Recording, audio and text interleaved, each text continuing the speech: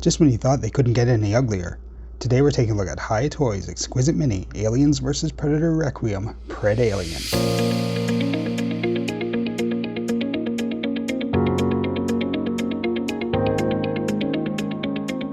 Welcome back.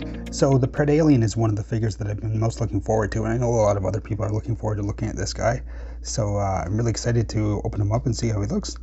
Looking at the packaging, we do have a good look at the figure there, like the other Hiya Toys packaging. We have the logo on the side, pictures of the figure on the back.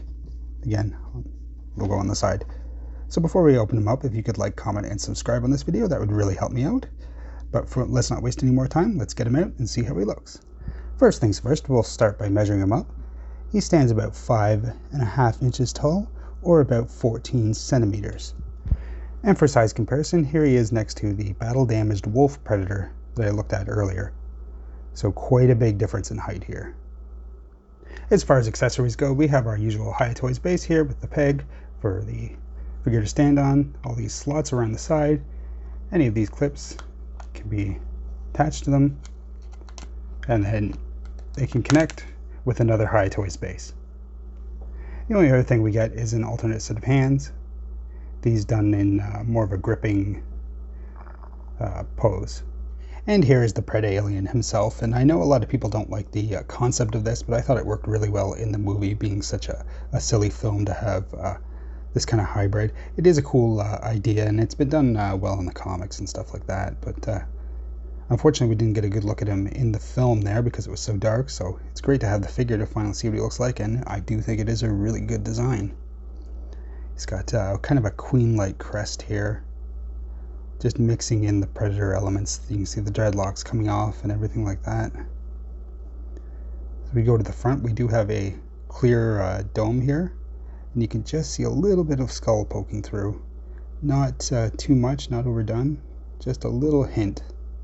Hiya Toys has always done a really good job with that in their alien figures. I really like that. You see there is kind of tubing going along the side here. These kind of rubber areas, and then he has the predator mandibles. These are done in a very soft rubber. And then the alien mouth here. The jaw is articulated, and he does have the inner jaw, and it is super huge.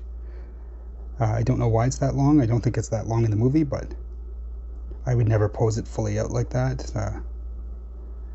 I'd probably do it more like that, but options are good, I guess. And there it is with the mouth closed. So I was surprised the whole thing is done in the kind of this lighter color. I had expected it to be a little bit more brown and everything, but I guess this is accurate to the film. We just saw it in the dark there. It's kind of reminds me of the newborn from Alien Resurrection, which is a figure I'll be taking a look at soon as well too. You can see there is a lot of different coloring in some of the details on the arm and everything like that. Speckling just to kind of make it look a little bit more skin-like. It is unfortunate that there is no kind of blending between the arm and the hand here. It just kind of goes from this paler color to the straight black. That is a thing you get a lot in action figures, as these hands were painted separate from the arms and stuff like that, but it would have been nice to have just a little bit more blending. As you go down, really like the way they did these legs here, just picking out that kind of tube design for the alien. As you go down, he's got pretty different feet for a xenomorph, really blending the two species together. He does have peg holes at the front of his feet. And then absolutely massive tail here, with more of a spear design for the spike at the back instead of what we've seen with some of the other aliens. Again, kind of echoing that predator weaponry. Really cool. There is a bendy wire in it, so you can kind of pose it however you want. As we go back, he has the 4 tubes. The tubes are articulated, so you can kind of move them around. Which is a little bit strange. I'm not sure why they do move, if they do move in the movie, or if it's just to help with maybe articulating certain things, getting the tail up out of the way, but it's a nice inclusion to kind of move things around. See the underside there. And you can pull out these dreadlocks and kind of have them going over his shoulder areas here if you want to, display those a little bit more instead of having them tucked inside there. But yeah, a really, really cool alien design. I really like this blending. I hope we get to see this in film in a different version at some point. I think the concept is still a really interesting one, and it would be nice to see it done maybe a little bit better than it was in Alien versus Predator 2. But as a figure, I really like this guy. For articulation, the head doesn't have any real movement to it aside from turning side to side. There isn't really much in the way of looking up and down. I guess that's more due to the design of the neck here. So you can't get a whole lot, just a tiny, tiny little bit. The shoulders are able to raise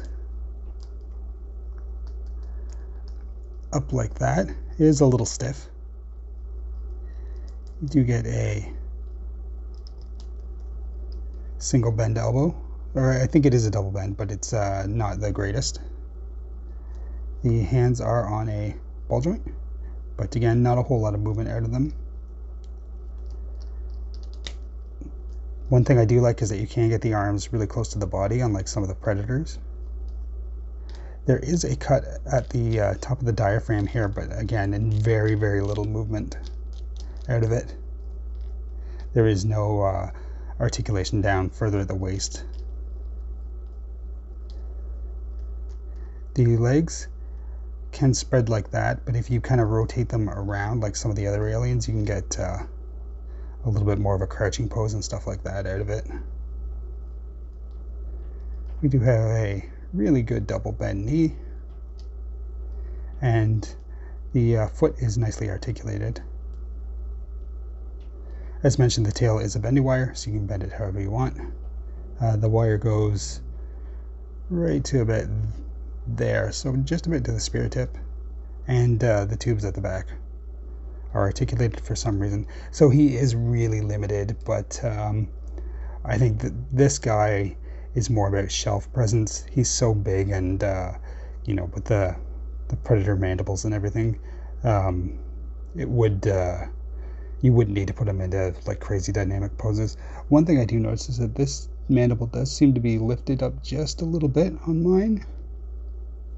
It's like it just needs a tiny dab of glue to kind of put it down like that. I think I will do that after I finish this, just to hold it safe there.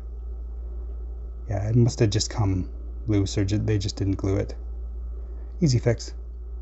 And there we have the Predalien, a really cool creature design. Unfortunately, we didn't get really good looks at it in the film, so it's nice to have the figure here and see what it looked like in that. And I think they've done a really good job of kind of picking out some of the details in the paint and stuff like that. And the head is really well done. I like the transparent dome. There's just a little bit of a hint of a skull underneath in that.